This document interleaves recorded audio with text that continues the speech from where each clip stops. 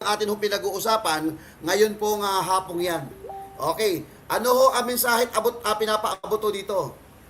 CIDG, National Criminal Investigation and Detection Group. Ganyan ho ba ang trato nyo ngayon?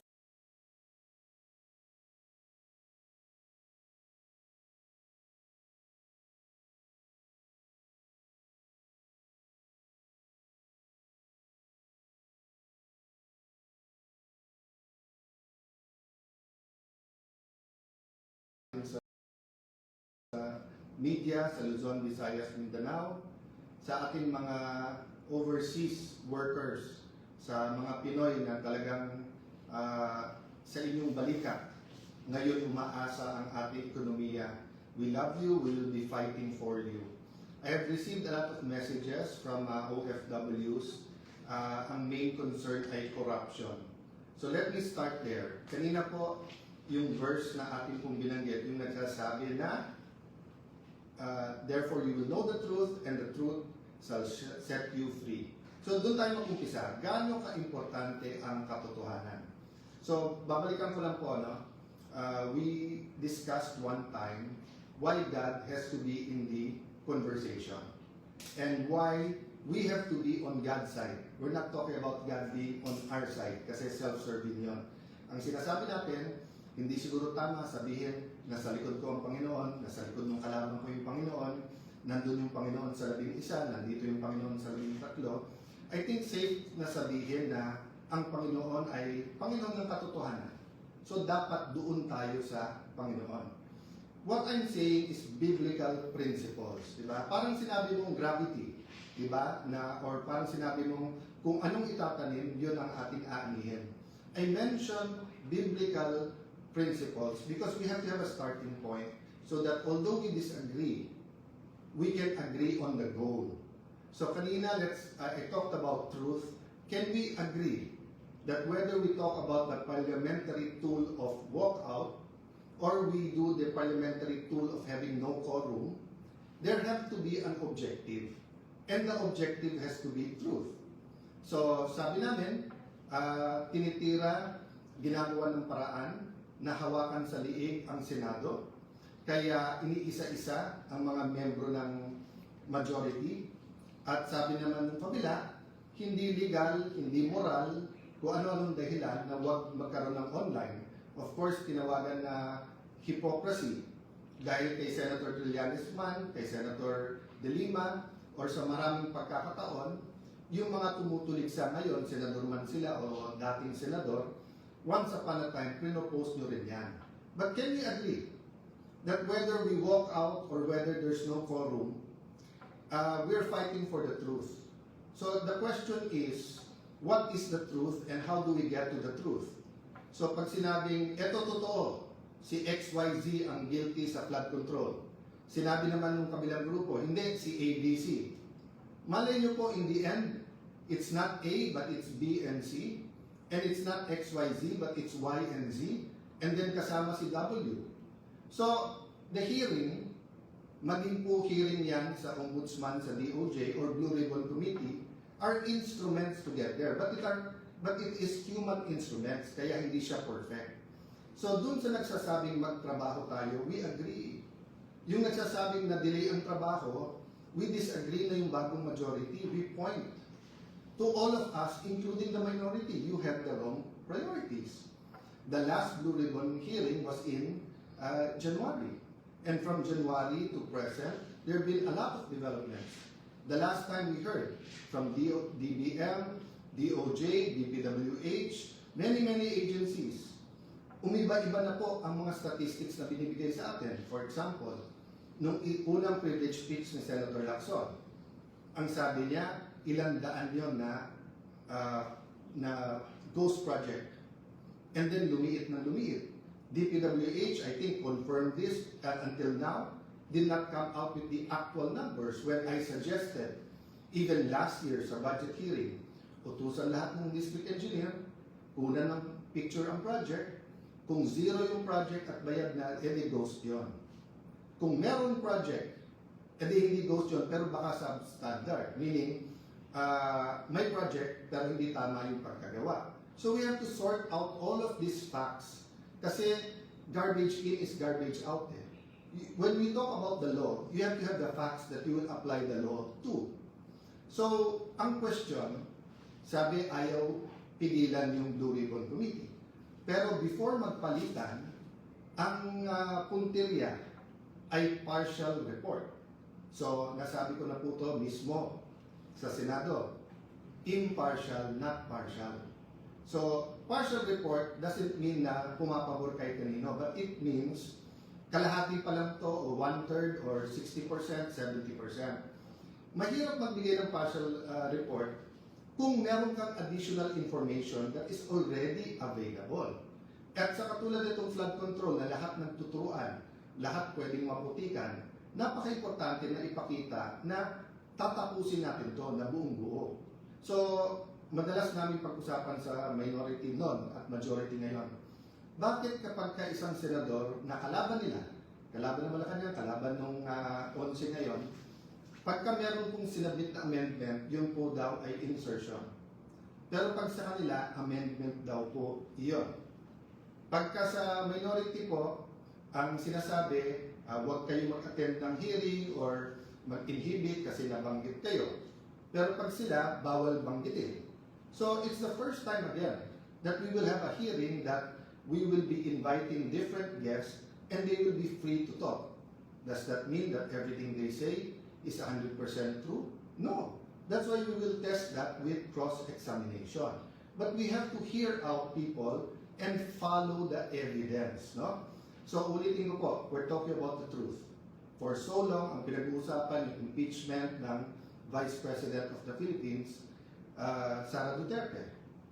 Yung unang untrue o yung unang kasinungalingan ay kami daw po ay nag-take over bilang majority at in-install ako para daw i-dismiss yung impeachment, para daw maging partial sa impeachment. Nakita niyo po yung ebidensya. Napakabilis ng pagkilos, napakaayos po ngayon, pati sa pagbigay ng summons, sa pagsagot, yung schedule, ayos na po, sinunod natin yung schedule na pinopose kay Senator Soto. There's no question that we're going to have that impeachment process that everyone is asking for. Question, yung mga bishop po, yung mga business group, yung mga school groups, humingi ba kayo ng apology? Di ba, ang binigay nyo, resign ka agad. Resign ka agad, may judgment na kaagad. Pero ngayon nakita nyo, iba. So hindi pa tapos tayo sa first issue where we prove you wrong, hindi pa kayo nagsosorry dahil mali ang pananawagan nyo, may bago na naman para mag-resign. And then ngayon, yung 11, actually it's news because they said it today, but it's not new. Why? From day 1, February pa. February na pinipigilan nila na matanggal si Senator Soto at mabuwag ang kanilang mayorya at maging minority, ginamit na po pati yung mga kaso sa minority members na kasama namin na huwag kayong lilipat. Pag lumipat kayo, tuloy yung kaso. Pag hindi kayo lumipat, walang kaso. Sinabi na to ni Senator Jinggoy for the first time, inamin niya na totoo. He has evidence. A few times, I was there, kaya narinig ko yung conversation, kaya alam kong totoo. So, we're going back to the issue. The issue is not work. The issue is what is our priority. And this is the nth time. Priority natin, ekonomiya, presyo trabaho kita. Priority natin ay corruption issues kasama ang flood control at accountability issues, yung po yung pangatlo, yung impeachment. Pinangatlo ko lang po dahil nga nakaayos na yung schedule. It will take time, nagsasagutan pa, nagpapalitan pa ng sagot, yung prosecution at saka yung defense, and then magkakaroon ng pre-trial para hindi po mahirapan ang lahat na intindihin yung ebidensya. Again, I will correct one senator who said that pag sila yung majority, mas maayos yung ebidensya, yung latag ng ebidensya. Hindi trabaho po ng senator judge na maglatag ng ebidensya. Trabaho po ito ng defense at saka po ng prosecution. Prosecution muna kasi ikaw yung nag-accuse. Then defense kasi nga, dinidepensahan mo sarili mo. Siguro that's one reason why digil na digil ang magkapatid na Senator Tulfo na aside from the committees, aside from yung pagiging malapit sa Malacanang, let me address that. Sabi ni Senator Tulfo, pag hindi ako nagpakita sa session hall ay ako'y duwa. ang kaduwagan po ay nag-uugat yan sa ano ba ang purpose at trabaho mo. Diba? So for example, kung ang trabaho mo ay magtanim, pero bumabagyo, grabe po yung kidlat, hintayin mo po mawala kidlat kasi it's not a matter of tapang, magtatanim ka nga, tamaan ka naman ng kidlat, di ba? So, ganun din sa sundalo. Hindi natin isusubo ang sundalo natin sa mga bagay na suicide ang mission. Pero ipagtanggol ang bansa at mamatay para sa bansa. Hindi lang sundalo, dapat pati tayong mga senador. So, yung hamon mo, magpakita ako kung hindi iduwag. Para ko rin sinabi, halimbawa, Senator, ikaw, maging independent ka, kung hindi, duwag ka. You know, this is not a radio or TV program. This is not entertainment. This is the Senate of the Philippines. So we have to be more professional. Kung hindi ka lang Tulfo at kung hindi lang Tulfo si kapatid mong si Erwin, at sinumbong ko na kayo kay Tulfo Di ba? Pero ang reality is, because nandiyan kayo, because you have a strong voice, use it for the good of the country. There are also issues facing you.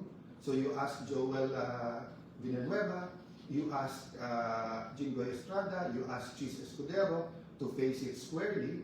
So face the issues also squarely. Huwag yung titigilan natin yung Blue Ribbon na committee and then gagawin natin personal yung lahat ng issues. There are issues facing all of us. Pati ba naman Senator Tulfo, lahat na ng pinatay, binintang nyo sa amin. Nung panahon ni President Duterte, kamping-kampi kayo sa drug war. Ngayon naman, baliktad. Tapos lahat ng pinatay, sinisin nyo. So, pati ba naman internet at saka aircon, sa akin nyo pa rin sinisip. O baka murder pa yung kaso na yan, ha? Murder kasi pinatay ang wifi at yung kuryente. Nakita ko na po ang report, yung po palang master, yung pong centralized aircon, yung master switch o yung sa kuryente, nasa GSIS yon at may nag-trip ng wire. Kaya at around 6 o'clock, nagkaroon talaga ng problema sa aircon. So, hindi po namin gagawin sa inyo yun. I've always treated you well, whether I'm close to you or not, whether you're in the minority, majority, and I will continue to treat all of you well. But kayo ang namimersonal, because kami, it was been one issue after the other, di ba? Hindi kami ang nagpapasok sa NBI sa Senado, yung May 11. Hindi rin kami ang kumuha ng NBI na fully armado na pinaikutan ng Senado tapos pumasok pa sa Senado noong May 13. Hindi rin kami ang nag-walk out. So you keep saying fresh start. Every Senate President that I've served under, whether I was the majority leader or minority leader, whether I was in the leadership or I was just a simple follower, I gave them a chance. So let me ask the 11 minority who's asking me to resign now. Kahit na isang oras, binigyan niyo ba ako ng chance? So let me go to the bigger issue ngayon.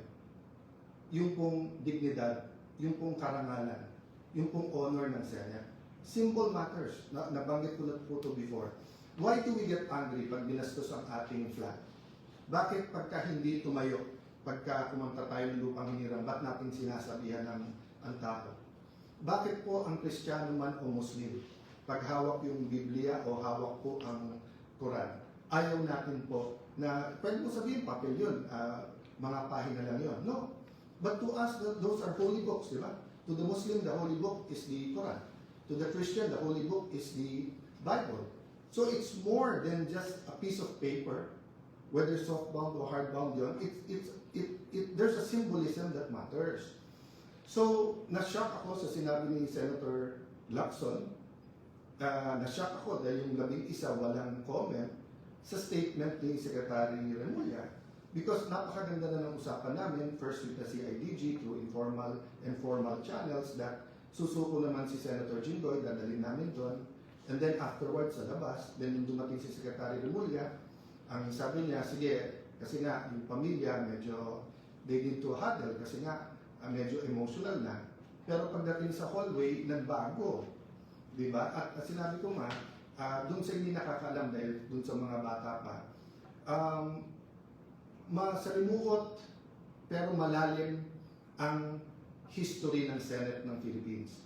All parliaments, for that matter, parliaments in the past have been attacked by kings and queens, by president, prime ministers, by dictator, by tyrants, but even by the most democratic leaders.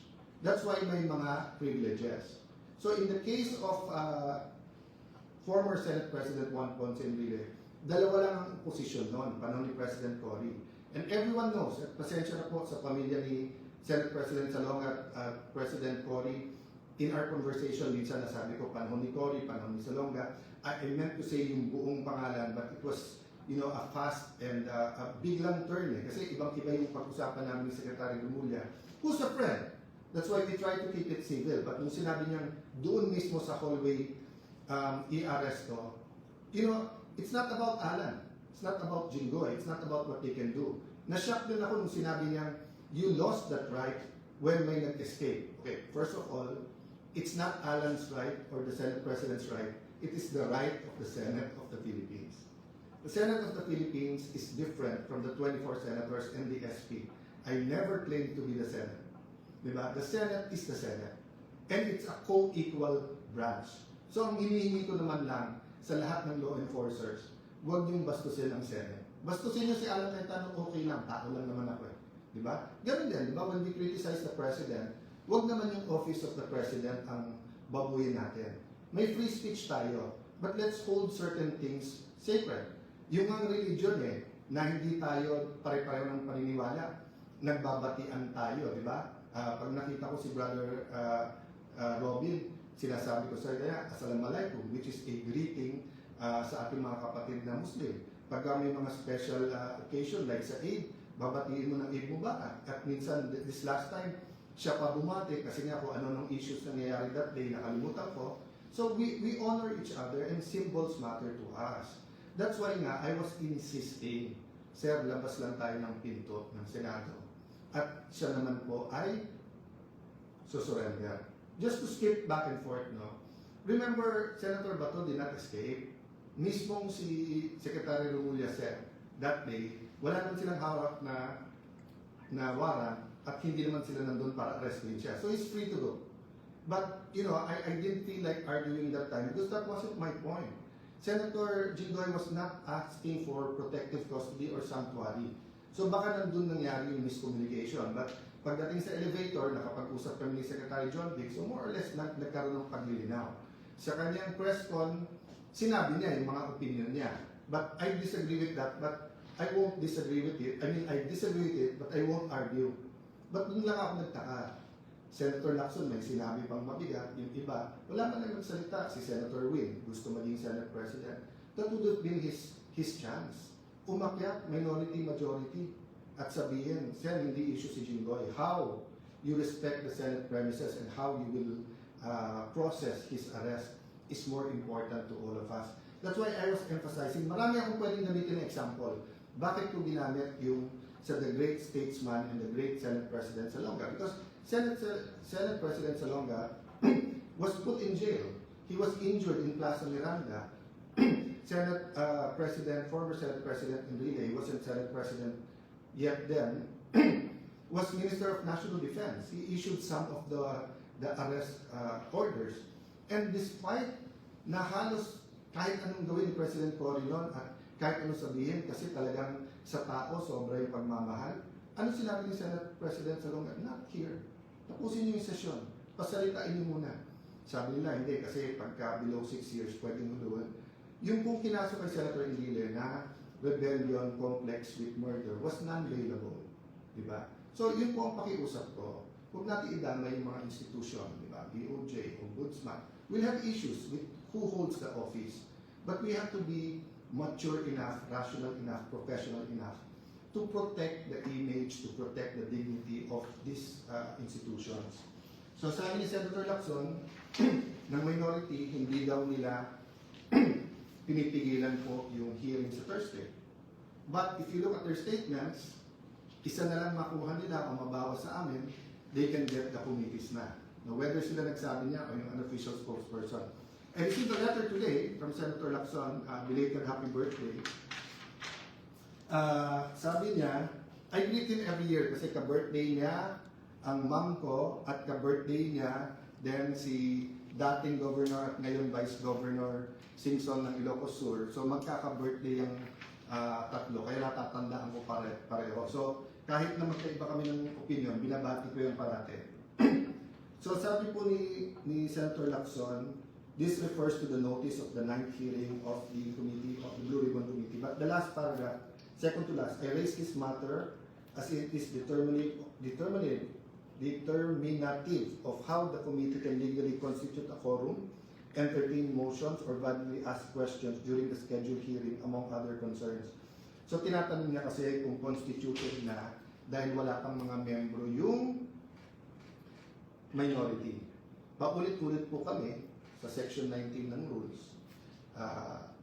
Nakita niyo na po yan, nabasa na ng marami, napag-usapan na yan, na habang wala pang kapalit, sila pa rin. Pangalawa po, ang majority, madalas magbasa maglagay at basahin po ang chairman, vice chairman, members. Until our last session, ni isa na committee, hindi naglagay yung minority.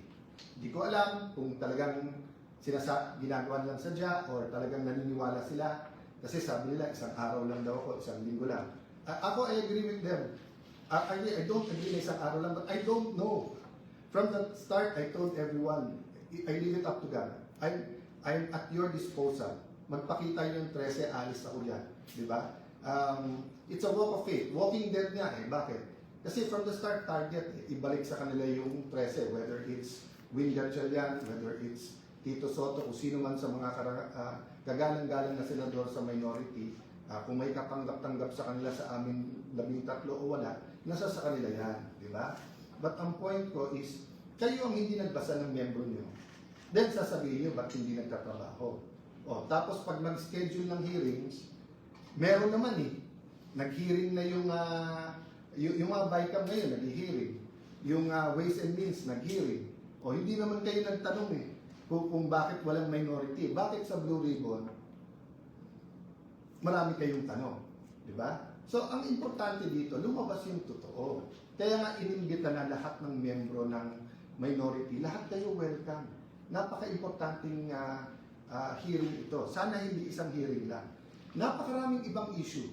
We have to tackle it one by one. Yung po sinabi nila tungkol sa hospital bill, no? Senator Subiri, na kaibigan ko, na madalas, even after the walkout, bumaba siya, sabi niya, walang personalan, we're all okay. So I won't take it personally, but if you remember, Senator Subiri, that has been on our agenda, I think, for at least last week, but I think more than that. And ilang beses, pag nagre-recess tayo, bumababa ako at tinatanong ko kay Senator Soto, kay Senator Risa, kay Senator Lacson, pwede naman i-take up to, minsan okay, minsan bukas na yan. So, kayo naman ang nag-walk out nung last Tuesday. Willing naman kami na i-take up yan. Lahat sa side namin, we're ready. So, wag niyong bintang one-sided. You're talking about the generals. I feel bad for them. I'm looking for a solution. But remember, kayo nagsabing wag mo nang basahin kasi hindi pa kumpleto yung CA because nga 6.5, 5.5 of the 12 members, hindi tayo magkasundo kung 6 or hindi tayo magkasundo kung 6-6 or 7-5 muna kasi question, sino maghahati, di ba? Kung ako lang masusunod, sa first day pa lang, niname ko na lahat ng CA. So, dun sa mga nagiging casualty ng hindi pagkakaintindihan ng majority-minority, let's be man enough to say, we're all at fault here. The whole Senate is at fault here, the minority to majority. Pero yung inyong messaging, drama, na playbook na kaya walang trabaho, kaya magulo, ginugulo nyo kami. Ginagamit nyo Malacanang para guluhin kami. Tapos sasabihin nyo magulo ang Senado. Sino ba nagpadala ng NBI dyan na naka-full battle gear, di ba, na may mga gamit na gano'n? So guys, I'll continue to give you, I'm addressing myself to the Filipino people who are watching now. I'll continue to give you the inside story. Kayo na, and I invite the other side to give the inside stories, the context, di ba? That is important in how we make decisions. So, tanungin ko po kayo, gusto niyo po mag-session tayo, pero gagamitin po nila yung numbers dahil po dun sa hindi makapasok si Senator Bato at dahil kinulong nila si Senator Jinggoy, tapos tinatakot yung iba namin mga kasama na susunod na kayo, tapos hihintayin kung may event or hindi pwedeng isa namin kasama or nag-CR lang, tapos papalitan nila yung mga miyembro ng committee. So hindi matutuloy yung Blue Ribbon Committee sa Thursday. So if may agam-agam, why don't we have a meeting tomorrow about how the Blue Ribbon Committee should proceed on Wednesday? You know, I've talked many times to Senator, or on Thursday, tomorrow meeting for Thursday, I've talked to Senator Marcoleta many times. He's a very reasonable person. He's intelligent, he studies, he deep kasi ang paniniwala at paninindigan niya eh. Sometimes ganoon din si Senator Lacson, no? Kaya ako sinasabing sometimes kasi sometimes one-sided eh. Hindi makikinig sa reason, pagpipilitan kahit mali, tama pa rin, di ba? So it's up to you whether your messaging is simply pumasok kayo, duwag kayo, and resign, or whether you want to talk about the economy, inflation, yung presyo ng bigas, paano yung mga OFW na mawawalan ng trabaho. Kami, we're coming up with a schedule. Sa lahat ng committees, welcome kayo. And siguro aminin nyo naman, most of the work is done in the committees. Pati LEDAC nga eh. Pati LEDAC, handa na kami pumunta, pinakancel. Tumawag pa sa akin yung nag-organize na kami ba yung dahilan. Sabi ko, hindi sir, ready kami anytime. I think twice ko na parating sa Malacanang, we're ready for the LEDAC anytime. Ang problema, naglalabi nga yung labing isa, yung minority, na huwag kumilos ang Malacanang na any kind of recognition. Ang masama, wrong information pa binibigay. So kung may nakikinig sa Malacanang, we're not your enemies. Many people, may it be in the cabinet or may it be in the 11